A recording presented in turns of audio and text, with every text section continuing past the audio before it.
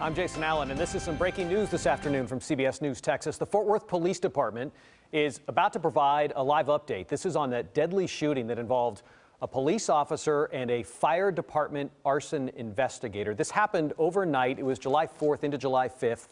Two officers were on their way to an illegal fireworks call. We're going to go now to Police Chief Neil Noakes as they release some of the video from that incident.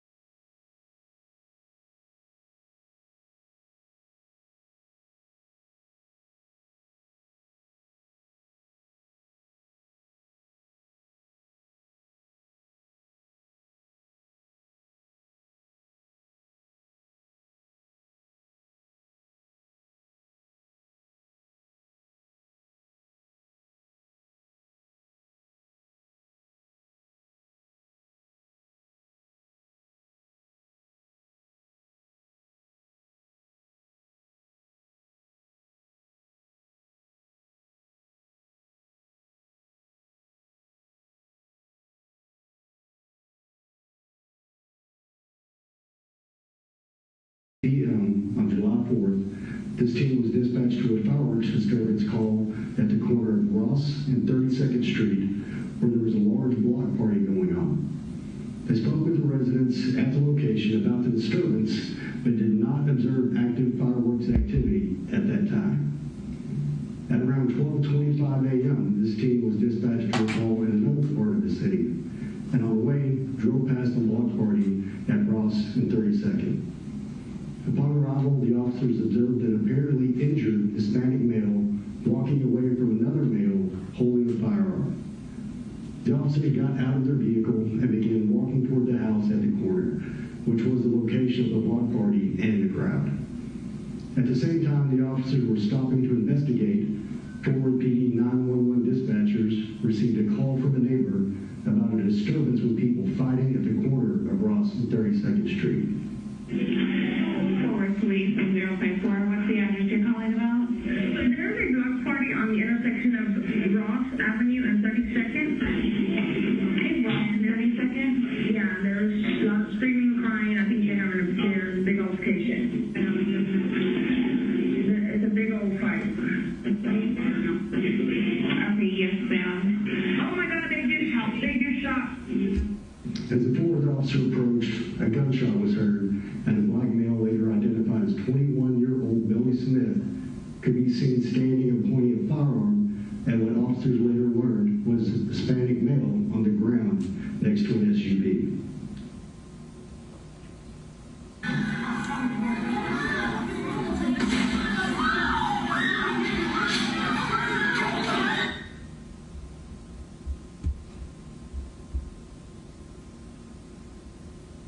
Perceiving an imminent threat to a third party, the Fort Worth officer fired his handgun at Smith, striking him multiple times.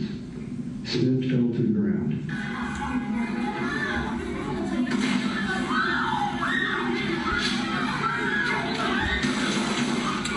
Please get down!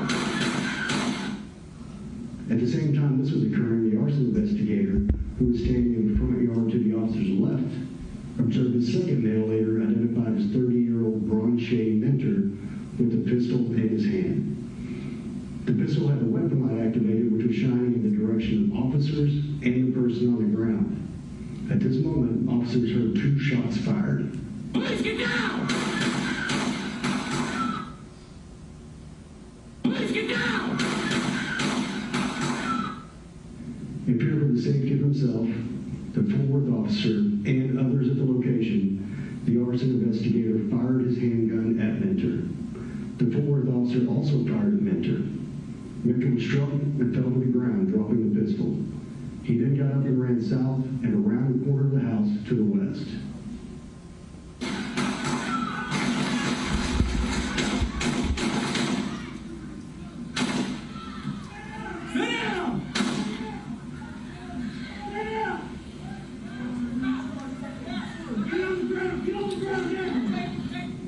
When the Fort Worth officer approached Smith where he had fallen on the ground, he observed a semi-automatic pistol and removed it, placing it on the ground behind him.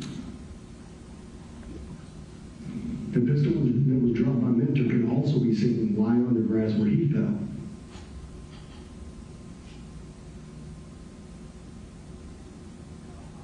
Two spent shell casings matching the caliber of Mentor's pistol were found close by.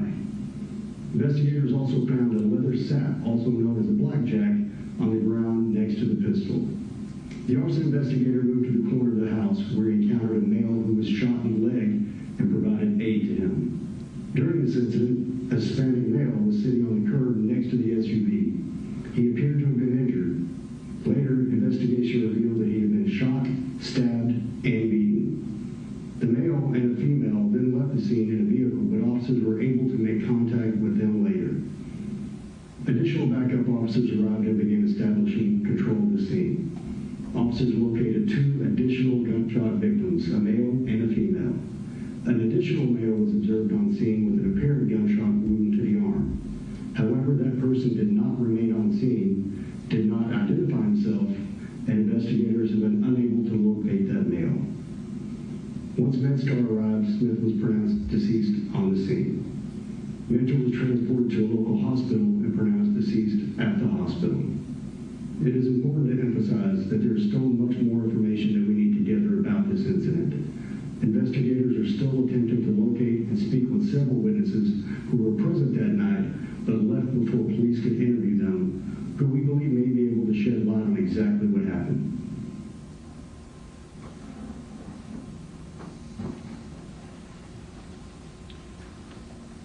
At this time, we'll have Chief Noakes and Chief Davis to answer any questions you may have. Thank you all for being here today. So the first thing I want to ask for your thoughts, your prayers, and your support for everyone involved in this incident. Those who were injured and their loved ones, those who did not survive their injuries and their loved ones, but also the officers, the fire department personnel, and all first responders and their families. It's always tragic when someone loses their life. That's why it's incumbent on us as a law enforcement agency to make sure we conduct the most thorough investigation possible, to get through all the details we can to paint a clear picture of exactly what happened. As we said before, our major case unit is investigating, our internal affairs unit is investigating, and the Tarrant County District Attorney's Office will be investigating as well and referring this to a grand jury for review. I'll be happy to answer any questions at this time. If there's anything specifically about the arson investigator, we also have my friend Chief Davis here to help with those questions. Chief, have ballistics confirmed to this point who shot whom in its entirety in this investigation, including Mentor and Smith and the other two victims who were shot? Not yet. That will be part of the investigation. We anticipate the ballistics to be an important piece of evidence. I do want to reiterate on that question what you've already heard said and what you've seen on the video. We're asking for help. We're asking for anyone who may have witnessed this, maybe someone who has video on a cell phone or maybe a door camera. Please contact us. It's very important for us to be able to review that information as well. And the reason I guess I asked that question is because of things that we hear from the community that question.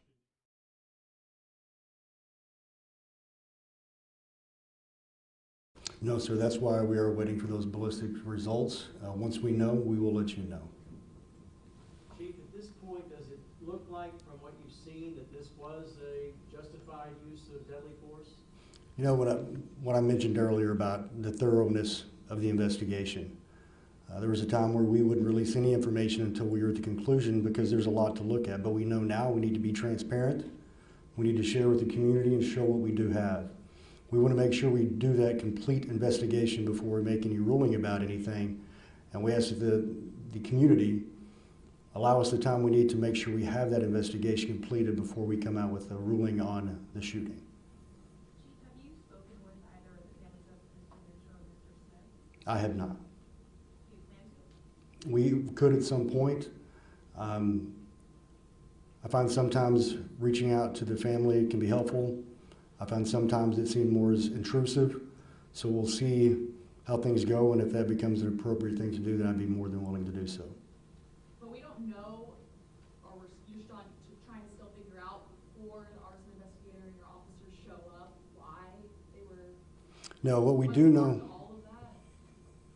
what sparked the officer's response or the fight to begin No, with. the fight going on. That is correct. We do not know that yet, and that's why we're asking for help.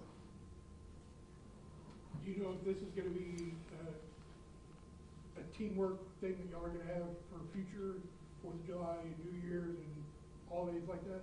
It's actually something we have done multiple years.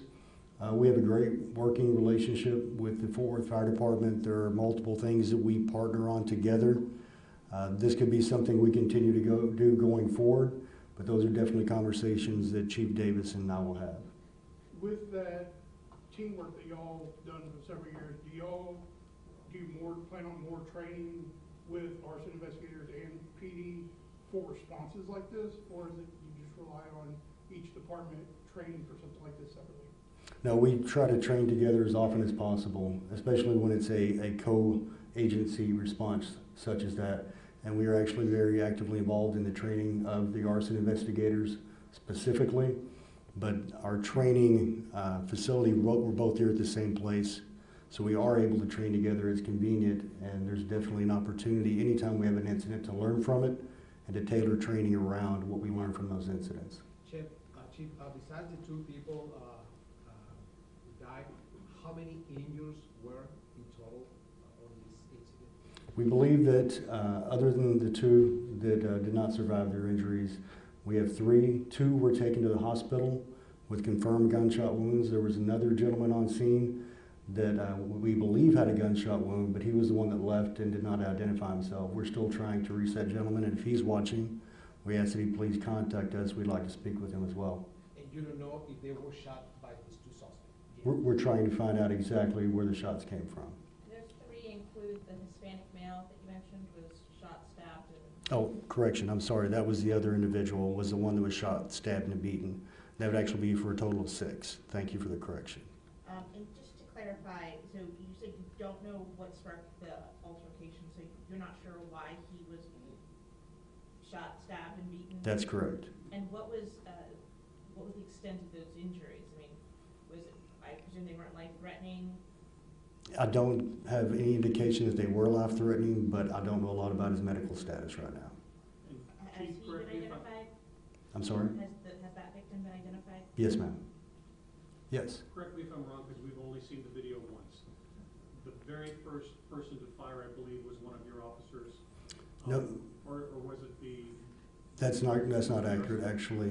We're still trying to determine where that shot came from, but as the officers approach and they see the altercation occurring, you see the body camera footage from our Fort Worth police officer, and as he is approaching, you hear a gunshot, and that's when he picks up his pace and tries to go a little bit faster to determine what he needs to do to protect life.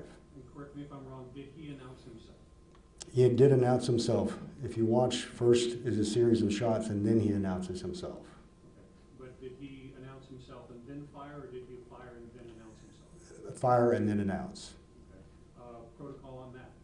Whenever we have a situation like that, obviously we want to announce who we are whenever given the opportunity. What we're trying to determine here is if the case was such, from the information the officer had, that he saw an injured person, saw someone with a gun, as he's approaching, hears a gunshot and sees what appears to be a man pointing a gun at someone. The choice there is, do I give commands to take the chance of this person shooting and possibly killing someone, or do I try to protect the person that's on the ground? And what we're going to try to do in their investigation is determine exactly what was going through the officer's mind and exactly what factors played into his decision. Chief, one of the things that made it a little harder to tell what was happening was the positioning of the cameras. Do officers wear their body cameras on their chest, where when they raise their arms, it's somewhat covered up? I'll step away and show you. It'd be easier if I actually show, but I hope you can hear me on the microphone. We went through several different iterations. There was a time where we had cameras on sunglasses. They get knocked off too easily. We had some where they were up on what's called the epaulet of the uniform. Once again, they'd be knocked off too easily. There have been times where agencies have tried about the center of the chest, but especially in situations like this, if your hands are directly out, it blocks everything. What we're doing right now, we're trying to follow best practices on the positioning, not only one where it will show the best vantage point, but also stay secured is lower on the uniform, below the chest. And the officer at the scene, and was the arson, I guess the arson investigator and the officer at body cams, were they positioned lower as you said you're moving? Yes, about that general area, just below the chest. Are you releasing how long the officer has been here About 14 years. and the arson investigator? Would you like to answer? You can. About a year with the fire department, just a matter of months with the arson unit. We actually had about a decade, a little more than a decade of experience with another agency as a law enforcement officer prior to coming to the fire department. Yeah, can I clarify that? Please. Yeah, so the arson investigator in question has been a member of the Fort Worth Fire Department for 6 years, been a part of the team for approximately 6 months, has a 11-year history, previous employment of in the Metroplex as a law enforcement officer, is certified to the Master Police Officer certification, and is a military veteran. So is with the city for 6+ years, on the team for approximately 6 months. Thank you. And Chief Notes, can you just, of course, we only saw parts of the video, but does the responding to a chaotic scene, shots are being fired from multiple directions, kind of talk about the process of, you have innocent people in the area, possible, you know, maybe hitting the wrong person. Just walk us through the risk that they're taking, but also the possible risk to people in the area since it was a crowded area. Great question. And obviously the first risk when they arrive is they don't really know what they have. It's a chaotic scene, people yelling and screaming, so they're taking a risk just going in to begin with. What I did like seeing on the video was the officer was approaching slowly, trying to gauge what he had, trying to evaluate the situation, and not until he heard a gunshot did he move faster. And he didn't move away, he didn't try to run from the scene, he tried to advance because he believed, I think, that someone could be in danger. When you get on the scene, you're right, if there are a lot of people, one thing we have to consider is what's, as it's called, the backdrop, what is beyond what you may be shooting at, what other risk factors may there be to anyone else that's in the area. And quite frankly, the officers have to make those decisions oftentimes in a matter of seconds or a split second to make sure they do the best they can to preserve life, to protect everyone there the best they can. And Chief, another ballistics question. Later that afternoon, your crime scene investigators returned because 3 bullet holes were found in 2 of the houses across the other side of 32nd, and some additional shell casings were found there. Do we know whose gun those bullets came from that entered those homes? Not at this point. The families of the victims have been, or the 2 men shot have been asking for accountability, wanting to see the body cam footage. How are you planning to communicate with them at all to assure that that happens? Well, one thing is the release we're doing now, showing this body camera footage. Again, coming out without all of the answers can be uncomfortable because we want to be able to answer all the questions that may be out there when we release the video, but we also know that there are those out there, including the family, that are demanding to see it. And we have said as a department that we're going to be transparent and that we will get the video out as soon as we can, and that's what we're doing today. What I would say to the family is we're praying for them, for their loss, but also that we are going to conduct a very thorough investigation, and we can definitely meet with them to discuss the results of that investigation and answer any questions they have. We take one more if anyone has one. Can you describe the work that you're doing, how you go about untangling who fired which shot? Talk about the ballistics and whatnot. What goes into trying to figure out who shot who? We've got a lot of very well-trained, highly educated people dealing with that, from our detectives who will be conducting interviews with those who may have seen positions of people when the shots were fired, but also when it comes to our crime lab and those who are doing the ballistics analysis to determine which rounds may have come from which gun. It can be a long process, There's a lot of scientific work that goes on along with the investigative work, but it's worth it to find out as I said before, the accurate picture of what occurred. Thank you all for coming out today.